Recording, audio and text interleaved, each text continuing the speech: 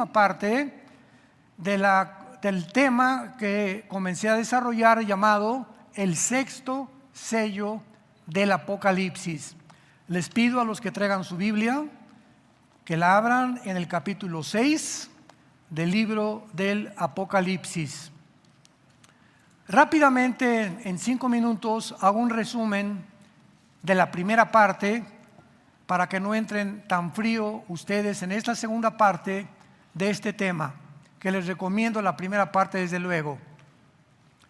Durante mucho tiempo, cuando se enseñaba el libro del Apocalipsis, tratábamos, los que nos ha interesado el estudio de la profecía o la escatología, un término ya teológico, escatos, el más allá, logos, conocimiento, o sea, la rama de la teología llamada escatología estudia las cosas del más allá, o sea, del futuro, no de la brujería, el más allá y de las tinieblas, no, de las cosas futuras.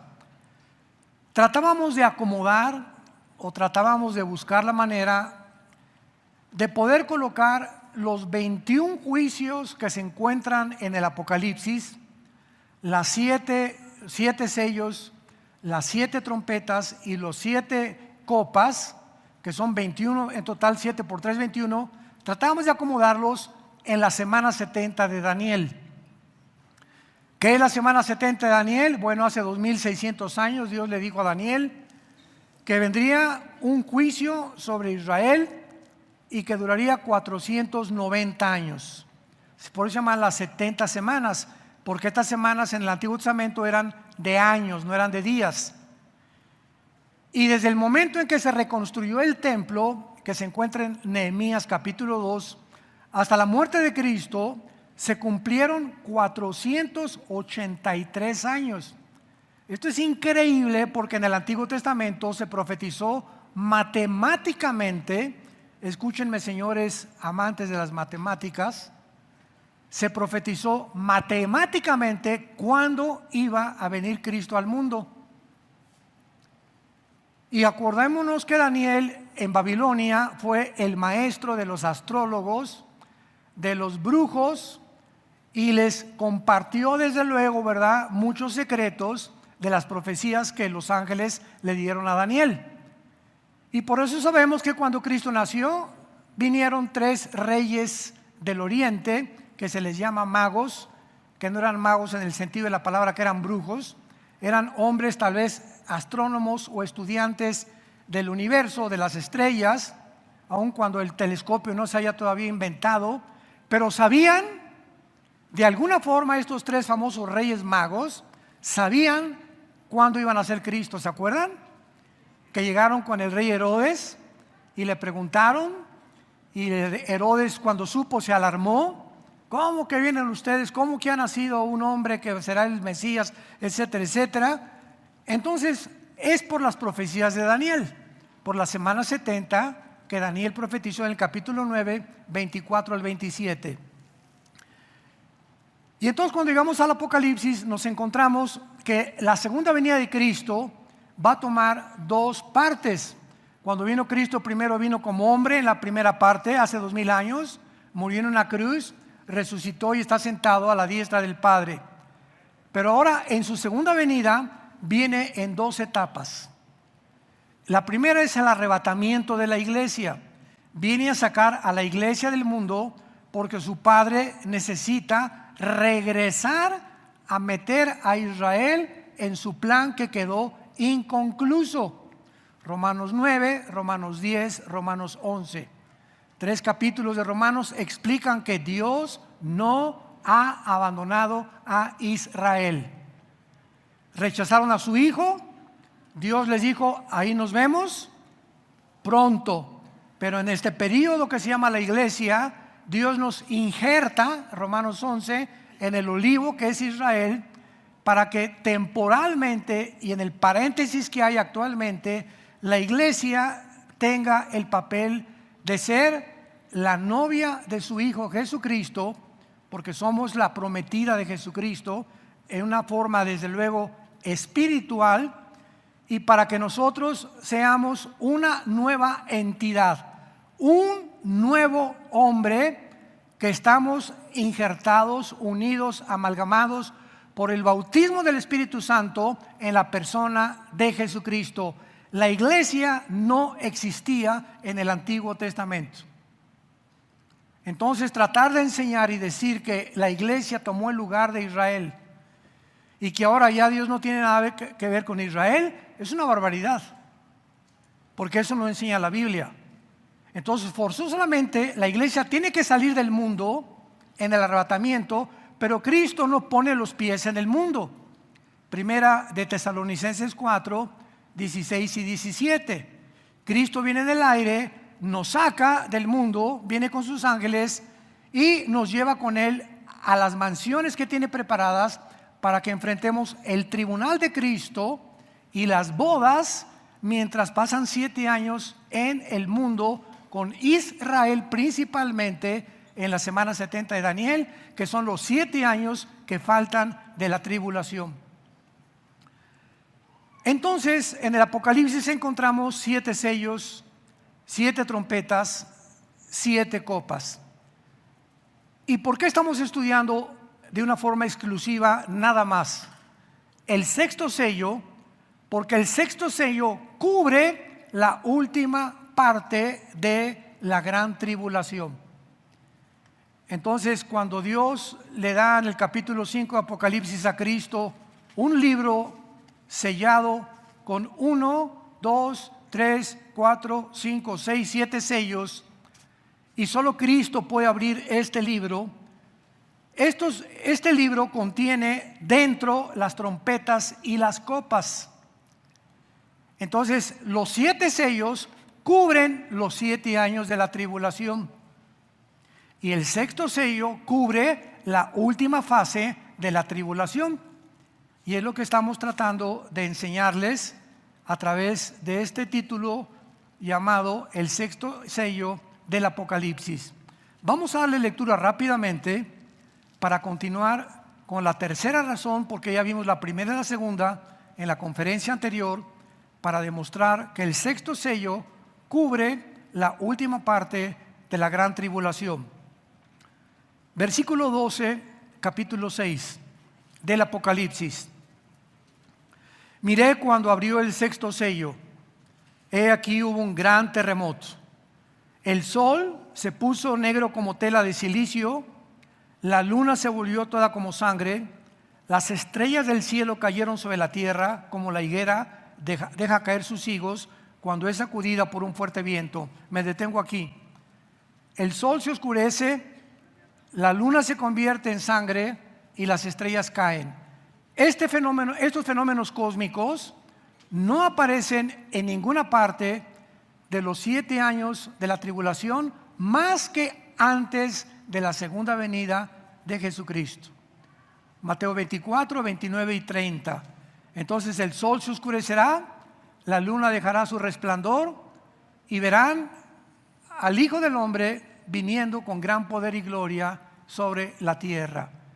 Entonces, si comparamos todos estos versículos con los del Antiguo Testamento, los fenómenos cósmicos del sol oscureciéndose, la luna de sangre, las estrellas cayendo como un higo, todas se refieren a lo que va a suceder antes de la segunda venida de Jesucristo. Por eso comprobamos en la primera parte y la segunda parte de que el sexto sello se refiere al final de la gran tribulación. Y continúa el versículo 14 diciendo: y el cielo se desvaneció, o sea, se desapareció como un pergamino que se enrolla, y todo monte y toda isla se removió de su lugar. Esto no va a suceder hasta el final de la gran tribulación. Todo esto ya lo vimos, demostrando que el sexto sello es la final parte de la tribulación. Y los reyes de la tierra y los grandes, los ricos, capitanes, poderosos, siervos, libres, se escondieron en las cuevas y entre las peñas de los montes. Pregunta: cuando tiembla, ¿tratas de qué cosa? Cuando tiembla, ¿qué cosa haces? Buscas meterte a los edificios, ¿no? O protegerte. Pero ¿por qué aquí están diciendo vamos a escondernos en las cuevas y entre las peñas de los montes. Aquí nos damos cuenta que será por la radiación de las bombas nucleares con las cuales el mundo terminará. Entonces, en lugar de que ellos se escondan, ¿verdad?, van a meterse a las cuevas y van a meterse a las montañas, etcétera, etcétera, donde más fácilmente podrán ser quemados por la radiación. Pero es que al mismo tiempo que esto está sucediendo, hay algo inexplicable y que es interesante que nos dice a continuación. Esta gente, cuando comienza ya a anunciar el cielo, la venida de Jesús en su segunda parte, los reyes de la tierra, ricos, capitanes, decían a los montes, versículo 16, y a las peñas: caigan sobre nosotros y escóndanos del rostro de aquel que está sentado sobre el trono y de la ira del Cordero. Momentico, detengámonos aquí. Antes de esto, la actitud de la gente era diferente en el tiempo del anticristo, porque dice Apocalipsis 13, versículos 3 y 4 al 5, que cuando el anticristo está, la gente va a decir: ¿quién como el anticristo? ¿Quién como él? Y la adoración va a ser para el anticristo y van a maldecir a Dios, van a blasfemar a Dios, van a matar a los cristianos. Pero aquí la actitud de la gente cambia de una forma abrupta y radical. Comienzan todos con dolor, con temor, con ansiedad. Dios mío, escóndanos. Ahora sí ya no maldecimos a Dios, ¿verdad? Ahora sí el anticristo no es tu papucho de papuchos. Ahora sí han reconocido, al ver que Jesús comienza a manifestarse en el cielo con los fenómenos cósmicos y la señal del Hijo del Hombre, escóndanos, porque inclusive esta generación final del planeta Tierra, antes que Cristo regrese, reconocen que es el Cordero. ¿Ya lo vieron? Escóndanos de la ira del Cordero. Un momento, ¿quién les dijo que al final la ira de Dios se debe manifestar de esa manera? Y además, ¿por qué se atreven a decirle a Jesús el Cordero? Que solo los cristianos sabemos que es el Cordero de Dios. Bueno, es muy fácil la respuesta, porque antes de esto va a haber 144,000 judíos que van a predicar el Evangelio, y toda esta gente que ya está mencionando que viene el Cordero, y lo que los 144,000 van a predicar el sexto sello del Apocalipsis también, van a reconocer que los 144,000 tenían razón y que algún día el Cordero, que es Jesucristo, tenía que venir a juzgar al mundo. Y terminan diciendo: porque el gran día de su ira ha llegado. ¿Quién les dijo eso? Antes eran los ídolos, la brujería, el anticristo, el falso profeta, Satanás, los ángeles caídos, los demonios que se han apoderado de la gente. Pero aquí en el sexto sello la gente tiene una reacción completamente diferente. Líbrenos, por favor, ahí está Cristo, ahí viene, esta es la ira de Dios. Todo este conocimiento lo recibieron de parte de la predicación de los 144,000. Muy bien, habiendo dicho esto, pasamos a la tercera fase o a la tercera demostración de que el sexto sello es la final parte de la tribulación. Este sexto sello tiene que ocurrir después de la sexta trompeta. Vayamos rápidamente a la sexta trompeta, capítulo 9, versículo 20, y dice así: y los otros hombres que no fueron muertos con estas plagas, ni aún se arrepintieron de las obras de sus manos, ni dejaron de adorar a las obras de sus manos, ni a adorar a los demonios, a las imágenes de oro, de plata, de bronce, de piedra, de madera, las cuales no pueden ver, ni oír, ni andar. Y no se arrepintieron de sus homicidios, de sus hechicerías, ni de su fornicación, ni de sus hurtos. Vemos nosotros que aquí en esta sexta trompeta se nos menciona el grado de corrupción a la que la humanidad ha llegado. Entonces, forzosamente, si en el sexto sello la gente está gritando: líbrenos por favor, porque ahora sí viene Jesús o el Cordero está comenzando a bajar del cielo, es porque tiene que ser antes de la sexta trompeta y de la séptima trompeta. Entonces, los 6 sellos del Apocalipsis cubren todos los 7 años de la gran tribulación de una forma más simple y más clara. En cuarto lugar, en el sexto sello, vemos nosotros en el versículo 16 del capítulo 6. Ahora sí se arrepienten los que no trajeron Biblia, ¿verdad? Se van a enredar, pero como no se imaginan, para ver si la próxima vez traen su Biblia a la iglesia.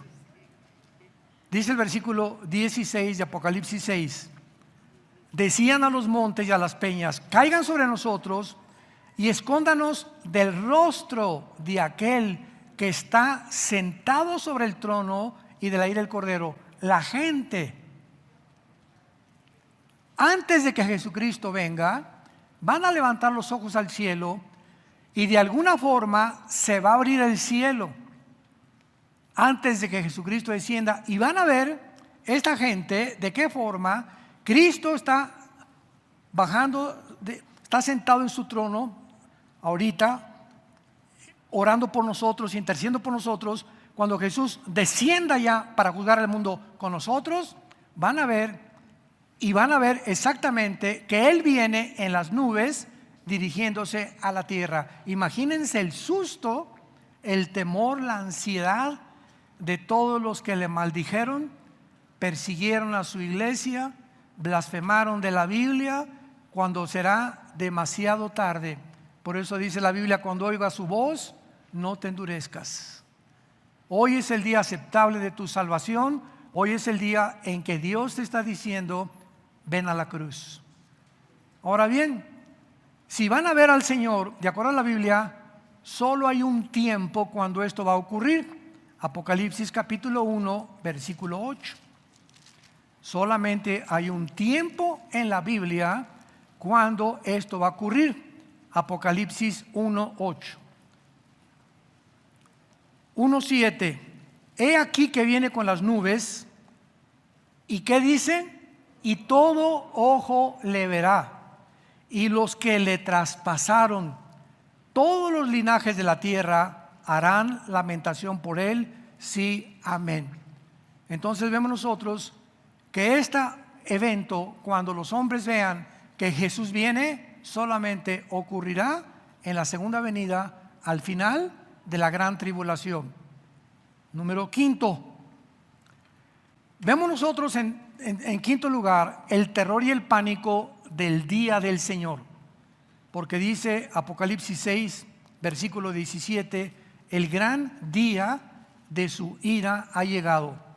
Santos de Dios, siempre que ustedes en el Antiguo Testamento, oigan con mucho cuidado esto, siempre que ustedes en el Antiguo Testamento vean esta frase: el día de la ira de Dios, el día de Jehová, o aquel día, siempre se refiere a los 7 años finales de la tribulación o a las 70 semanas de Daniel. Siempre, siempre, siempre, siempre. El libro de Daniel, que fue escrito hace 2600 años, todas las visiones de Daniel y todas las profecías de Daniel se refieren a los 7 años de la tribulación que vienen sobre el mundo. Y los 21 juicios del Apocalipsis se refieren a los 7 años de la tribulación, donde la iglesia, nosotros ya no vamos a estar. Pocos amenes. Bueno, ya para qué. Entonces vemos claramente, ¿verdad?, que en este sexto sello tiene que ser forzosamente al final de la tribulación, porque es cuando van a ver a Jesucristo regresando al mundo. En séptimo lugar, bueno, aparte, vamos, antes de pasar al sexto sello, estamos en el quinto, describiendo el pánico y el terror del día del Señor. Siempre se refiere a la tribulación. Ahora, todos estos pasajes, como lo vamos a ver a continuación, que describen en términos gráficos en el Antiguo Testamento el terror y el pánico que se va a experimentar durante todo este tiempo no se va a comparar con los 2 años de pandemia que pasamos. No se va a comparar con la Revolución Mexicana, ni con la Revolución Francesa, ni con la Primera, ni con la Segunda Guerra Mundial. Lo que va el mundo a experimentar y que está comenzando a experimentar en el principio de los dolores en que nos encontramos. Vayamos rápidamente a Isaías capítulo 2 en el Antiguo Testamento, donde se describe este terror, este pánico que vendrá sobre los habitantes del mundo cuando Jesucristo regrese. Isaías 2, versículo 10. Versículo 9. Isaías 2, versículo 9 en adelante. Y se ha inclinado el hombre y el varón se ha humillado, por tanto no los perdones. Métete en la peña, escóndete en el polvo de la presencia temible de Jehová y del resplandor de su majestad. ¿Dónde oímos esto? En el 6º sello, ¿se acuerdan? Metamos a la peña, escondémonos todos de la ira del Señor. Y 700 años antes, el profeta Isaías menciona las mismas palabras del apóstol Juan. Versículo 11: la altivez de los ojos de los hombres será abatida, la soberbia de los hombres será humillada, y Jehová solo será exaltado en aquel día. Pregunta a todos ustedes que son observadores: ¿cuál es el pecado, el principal pecado que Dios menciona cuando Él venga de los seres humanos? ¿La fornicación? ¿El divorcio? ¿El asesinato? ¿Los secuestros? ¿La ira? ¿Las violaciones? No. ¿Cuál es el pecado que menciona Dios? La soberbia. Y recuerdan ustedes que fue la soberbia el pecado de Satanás. Ezequiel capítulo 28, ¿verdad? ¿Por qué será la soberbia el pecado que Dios menciona cuando Él baje? Como lo vamos a ver, se repite continuamente: abatiré el enaltecimiento, el orgullo, la soberbia de los hombres. La respuesta es muy fácil. Nos encontramos ahorita, en el 2022, en un tiempo donde los científicos están tratando de demostrarnos que vamos a transformarnos en una raza superior. Elon Musk, que es el del programa X, que quiere comprar Twitter, dueño de la fábrica de automóviles Tesla, acaba de decir que vamos a llegar a Marte. Cuando científica y de una forma química también y mecánicamente es imposible que el ser humano algún día viva en Marte. Yo le llamo sueños marihuanos. No hay el oxígeno, que es 72 de nitrógeno, por lo demás oxígeno y otros gases que forman toda la atmósfera del globo terráqueo, y la Tierra es el único lugar en el universo que conocemos y la Vía Láctea donde la vida existe. En Marte, en la Luna, en ningún planeta hay esta combinación de gases para hacer posible que el ser humano viva ahí. Vivirás 3 horas, 1 día, 2 días, nada más. Número 2, el agua. En Marte no hay agua, ni los ríos ni las lagunas que tenemos aquí. En cuarto lugar, ¿cuál sería el transporte continuamente cada semana de naves llegando a Marte, cuando tendríamos que viajar a la velocidad de la luz, 300,000 kilómetros por segundo? Pero así es el hombre. No, vamos a llegar a Marte, y los transhumanistas, vamos a mejorar el ser humano, y como somos seres evolucionados, tenemos que evolucionar a un nivel mucho superior a través de la genética, a través de la tecnología y a través del trasplante de chips en el cerebro. ¿A qué soberbia ha llegado el ser humano? Creyeron la mentira de la serpiente del huerto del Edén. Fue la primer mentira que Satanás le lanzó a la primer pareja de los seres humanos: serán como dioses, serán iguales a Dios. No le hagan caso a Dios, ustedes pueden convertirse en Dios. Y vivimos la generación por la tecnología que hemos alcanzado y por el orgullo de la ciencia, de la falsamente llamada ciencia, donde el ser humano se cree que somos dioses y que podemos producir un ser humano mejor o mejorado al ser humano que creó Dios. Y decía este mismo Elon Musk, el acabo de mencionar, el proyecto X, el que quiere comprar Twitter, dijo también que él va a inventar un chip que se va a implantar en el cerebro, y que el chip nos va a quitar el odio, los celos, la amargura, la ansiedad, la preocupación. O sea, gracias Elon Musk, estás hablando de zombies, ¿verdad?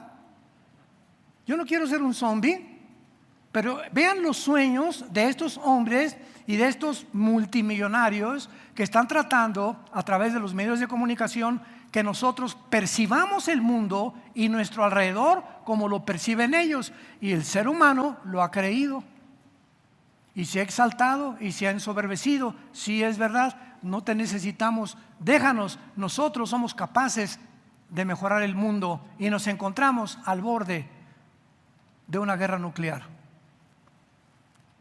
Nos enfrentamos a un mundo de ahorita a punto. China va a invadir Taiwán, Corea del Norte, Corea del Sur, Irán van a entrar en un problema nuclear muy pronto. La OTAN en Europa va a tener que intervenir nuclearmente en contra de Rusia. China, que quiere conseguir todas las demás cosas del mundo y las islas del mar de China, etcétera, etcétera. Nos encontramos en un mundo tan ambicioso, tan soberbio, que ha creído que realmente podemos ser dueños de todo el mundo, y el Oriente y el Occidente se enfrentan por primera vez en la historia el uno contra el otro. Asia, Medio Oriente contra Europa, la OTAN y Estados Unidos de Norteamérica, para a ver quién se come el pastel primero, el que gobierna el mundo más rápido. Es el mundo que vivimos. Castigaré la altivez de los hombres. ¿Cuál es la contraparte del orgullo y de la altivez? La humildad. Pero vean ustedes qué clara es la Biblia.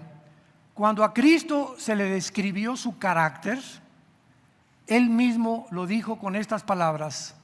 Jesús dijo: aprendan de mí, y solamente mencionó dos características de su carácter: soy manso y humilde de corazón, que son las características y las virtudes que nosotros debemos de perseguir. Manso es una persona que ha dejado de luchar contra Dios. Yo recuerdo hace muchos años, cuando viví en un rancho, que me encantaba montar yeguas y toros cebús, etcétera, en las charreadas famosas, y cuando traían un potro para poder darle rienda a un caballo, no se la puedes dar antes de los 5 años. Hasta los 5 años un potro puede tener una persona arriba, porque si no los haces pandos, y tienes que montarlo, y cuando lo montas te dan un par de espuelas que se las clavas aquí adelante en el pecho y en las costillas para que reparen. Entonces, cuando un caballo salvaje siente que arriba de él está un ser humano, no sé cómo nos perciban a nosotros, comienza a reparar, porque nunca ha querido que nadie esté arriba de él, y van a hacer lo posible por derribarte al suelo. Pero después de un tiempo, a las 2 o 3 veces que el potro reconoce que el jinete tiene más inteligencia y más dominio sobre él, deja de reparar. Y ahí es cuando comienzas a ponerle el bozal al caballo y la silla, que siempre comienzas, ¿verdad?, con una especie como de zarapito antes de poner la silla, que es un poco más pesada, porque entonces al caballo se le llama: ya se amansó. Y en el Salmo 32 el Espíritu Santo usa este ejemplo, y dice el Salmo 32: no seas como el caballo, como la mula, que no tienen entendimiento, si no, no te obedecen. Y una vez que el caballo acepta al jinete y ya deja de reparar, se le mete un freno, que es un puente, que cuando jalas el freno, el puente se le encaja en el paladar al caballo.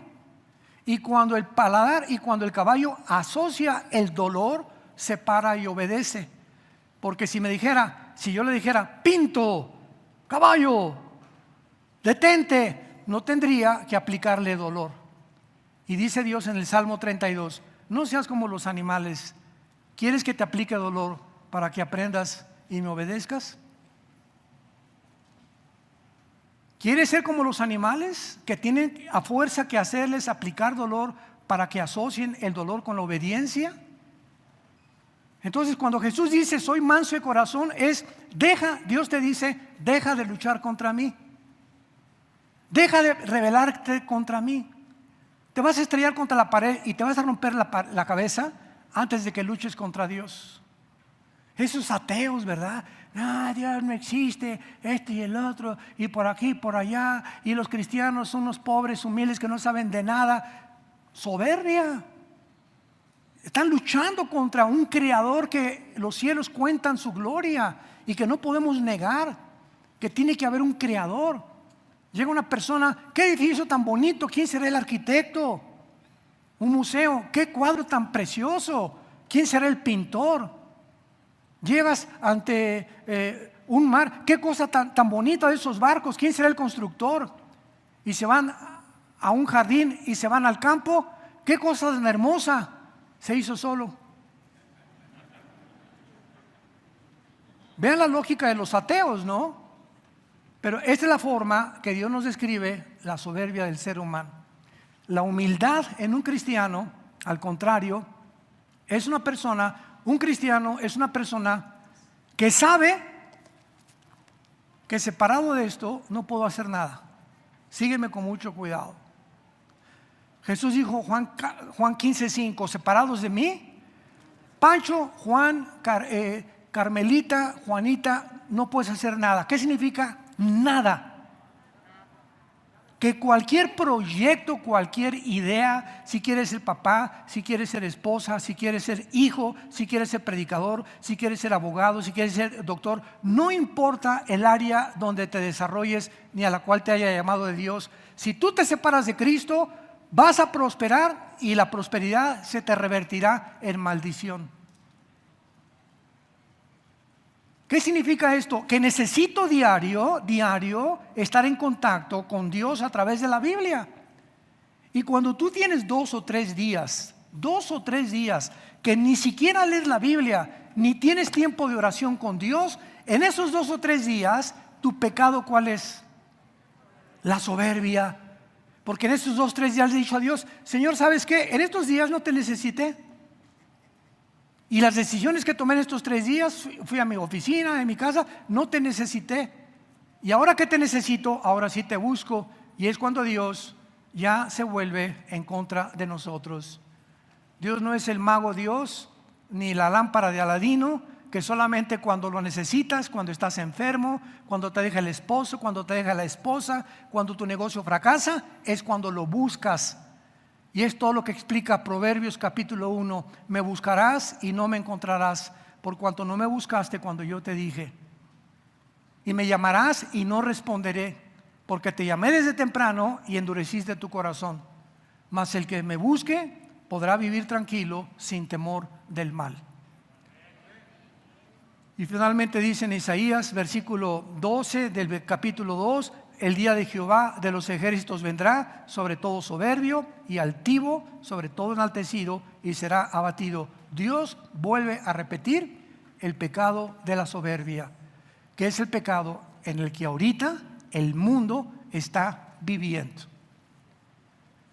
Veamos séptimo, en este penúltimo sello, el séptima razón es que el 6º sello, en 7º lugar, también puede ser identificado con el día del Señor, o sea, con los 7 años de la tribulación que ya vimos en Isaías y en otros pasajes, porque el principio de los eventos de la mitad de este sello son iguales a los descritos de la 7ª copa.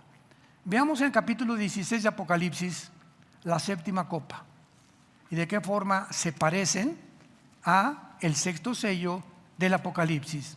Apocalipsis capítulo 16, versículos 17 al 21. Y dice así, Apocalipsis 16, 17. El 7º ángel, vean con mucho cuidado este pasaje.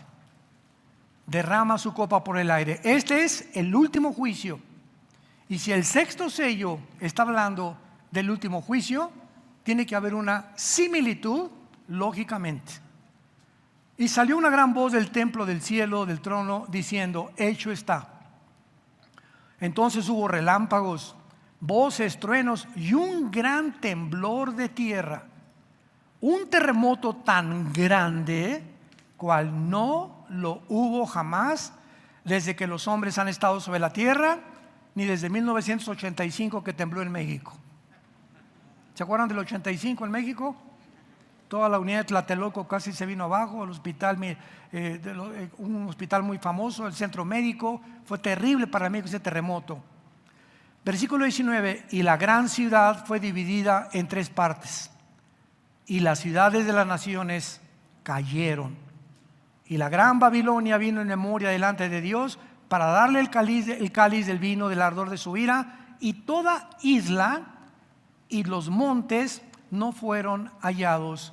¿Se acuerdan del sexto sello, versículo 14? El cielo se desvaneció y toda isla y todo monte se removió de su lugar.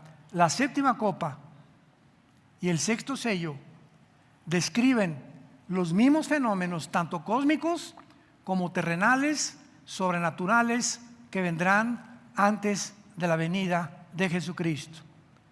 Y dice el versículo 21 de Apocalipsis 16: y cayó del cielo sobre los hombres un enorme granizo, como del peso de un talento, que son 46 kilos. ¿Te imaginas un calabazazo en la cabeza de 46 kilos?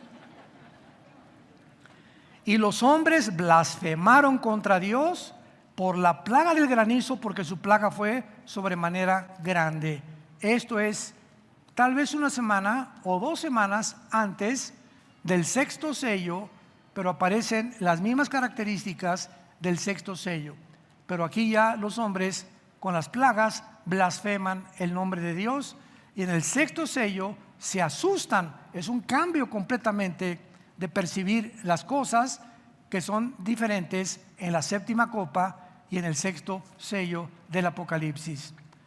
Ahora bien, no cabe duda que el libro contiene los sellos, y contienen algo muy interesante, porque nadie en la creación fue digno de abrir el libro con los sellos, excepto Cristo, a quien se le entregaron los juicios de la humanidad. Por tanto, finalmente, los 7 sellos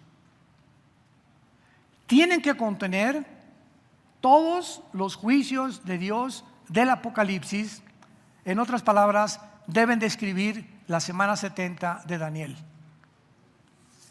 Ustedes no se imaginan cuántas personas me he encontrado, ¿verdad? Desde luego que me reservo los nombres, que me han dicho que ni siquiera la tribulación existe, que el milenio no existe, porque el milenio es espiritual y no es físico, visible y terrenal, que Dios ya terminó con Israel, que la iglesia tomó el papel de Israel. Y a toda esta serie de deducciones y de percepciones que tienen ellos de la Biblia, le dan un nombre que se llama el amileanismo, porque hay premilenianismo, post-tribulación, amileanismo, postmilenianismo, etcétera, etcétera. Y es una postura que muchos cristianos han adoptado, y muchos de ellos son muy amigos míos y les estimo. Sin embargo, no pueden percibir ni pueden entender muchas cosas tan claras. Y les he dicho, ¿verdad? Bueno, si tú ves desde el Antiguo Testamento, segunda de Samuel 7, como Dios le promete a la raíz de David que vendría el reino mesiánico. De la raíz de David vendría el trono eterno del Mesías. Y ese trono eterno, ¿cuál es? Porque todo el capítulo 20 del Apocalipsis describe 1000 años que no son espirituales, son físicos, son reales, son terrenales. Va a haber un reino físico de Cristo que describe todo el Antiguo Testamento también. Apocalipsis 11, el león se echará con el cordero, el niño agarrará a la víbora con las manos. No darán a luz para maldición. Isaías 65 y 66. Se describe todo lo que es el reino que viene. Estas cosas, ¿cuándo van a suceder? Pregunto. Bueno, si no van a suceder en un reino físico y terrenal, ¿cuándo van a suceder? No es que ya estamos reinando espiritualmente desde el momento que entró Cristo a mi vida, pues ya estoy reinando espiritualmente. Sí, realmente Jesús dijo, el reino de Dios ha venido a ustedes espiritualmente, pero también mencionó un reino físico, terrenal, visible, desde el cual desde Abraham es profetizado por toda la Biblia. Y es por eso que tenemos que estudiar la Biblia de una forma exegética, versículo sobre versículo, precepto sobre precepto, y no adelantarnos a tratar de sacar deducciones que tal vez pues fueron enseñadas equivocadamente, pero que se han detenido a continuar escudriñando las Escrituras para comprobar de que esa percepción está completamente equivocada, hablando escatológicamente. El libro del Apocalipsis, finalmente, ¿sabían ustedes que el libro del Apocalipsis no mantiene una estructura cronológica? ¿Sabían ustedes eso? O sea, no hay una cronología en los 22 capítulos del Apocalipsis. Escuchen esto, con esto quiero terminar. Les voy a dar la cronología verdadera del Apocalipsis. Por ejemplo, en el capítulo 17 se menciona una gran ramera, ¿se acuerdan? Y el anticristo ya reinando. Y los 10 cuernos, que son el gobierno del anticristo, los 10 gobernantes, destruyen a la ramera o al sistema religioso, que es la gran ciudad del Vaticano. El capítulo 17. Y ahí se menciona en el capítulo 17, versículos 8 y 9, la bestia que era y no es y ha de venir. Mencionando que el anticristo tiene un origen sobrenatural. En tiempos de Juan, el anticristo no existía, no era, pero se encontraba en algún lugar, en el Hades, o en algún lugar encerrado por Dios, y será. Y en el capítulo 11 se describe la bestia que sube del abismo, matará a los 2 testigos. Pero como que apenas en el 11 sube del abismo y en el 17 ya está reinando. Entonces nos damos cuenta que la cronología no está correcta. En el capítulo 13 del Apocalipsis, el anticristo comienza a ser adorado y en el 17 ya el anticristo está reinando. Entonces tenemos que buscar la cronología lógica, y los que la quieran apuntar se las comparto. Comienza con Apocalipsis 17, del 3 al 7, la alianza de la ramera y el anticristo. Comienza en los primeros 3 años de la tribulación. En el versículo 15, Apocalipsis 17, vemos el gobierno de la ramera montada sobre la bestia, que es el anticristo. Entonces el anticristo no está reinando ahí todavía, está bajo el control del sistema religioso que se está moviendo ya en el mundo. Número 3, en el versículo 6 encontramos de Apocalipsis 17 los mártires del pasado y de la tribulación.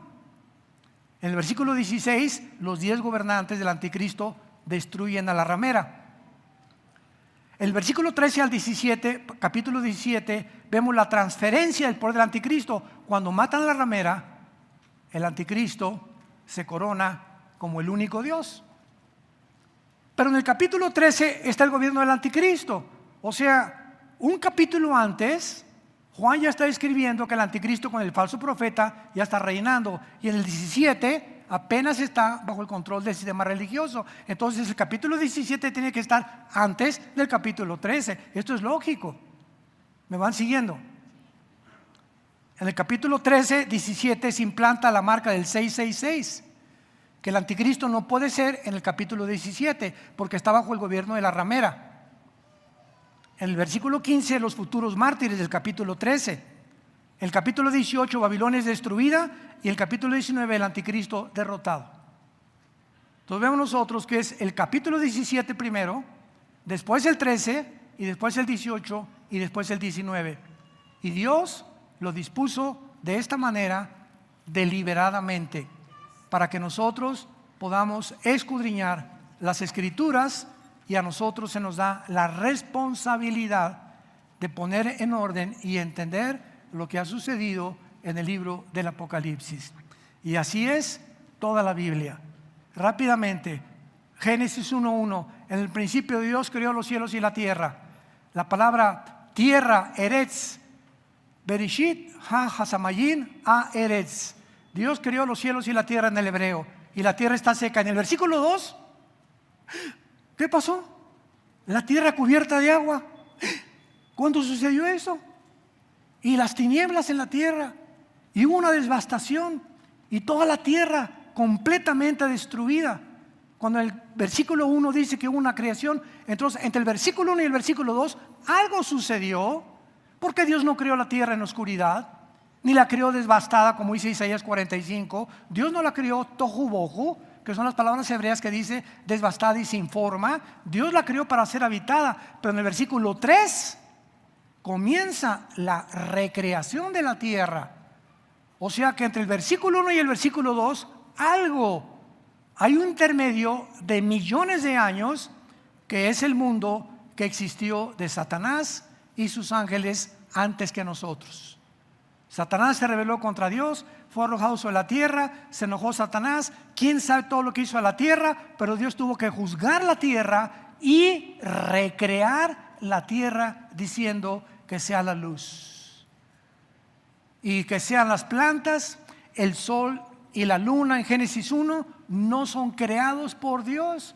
No dice y creó Dios el sol y la luna. La palabra hebrea es los puso en movimiento porque ya existían.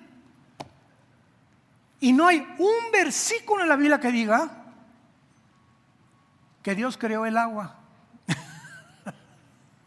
En el versículo 2 ya la tierra estaba cubierta con agua.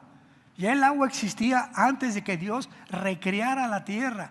¿Por qué se llenó de agua toda la tierra inundada? Entonces Dios hizo que la tierra subiera el agua para crear la atmósfera y abajo las nubes, y pudiera Dios crear la expansión de arriba de los cielos y abajo de la tierra para poder tener un tiempo que es la atmósfera donde tú y yo pudiéramos respirar. Tuvo Dios que hacer eso, pero ¿quién inundó la tierra? ¿Cómo es posible que de repente la tierra no fue creada inundada? Dios creó los cielos y la tierra al principio, antes de Satanás. Y así podríamos seguir con tantas joyas y tantos tesoros que tiene la Biblia escondidos, que cuando tú eres diligente y amas la palabra de Dios, el Espíritu Santo nos va a ayudar a seguir escudriñando las Escrituras y saber que ahora sí tenemos los días contados. Bye. Yo no sé si la próxima vez que venga, ¿verdad? A lo mejor ya no existen las iglesias, o va a haber muchas personas llegando y el pastor desapareció. ¿Y qué pasó? Y caray, tenían razón, Dios mío santo, ¿verdad? Así como los que vamos a encontrar en la tribulación que acabamos de estudiar. Dios mío, es cierto, es la ira, el Cordero, sí, Jesús es el Señor. Tenían razón, la ira ha venido. ¿Qué hacemos ahora? Escondémonos. Vamos a escondernos de todas estas cosas. Pues no habrá ningún lugar donde tú te escondas, porque atravesarás los 7 años de la tribulación y serás presa y la famosa carnada del anticristo.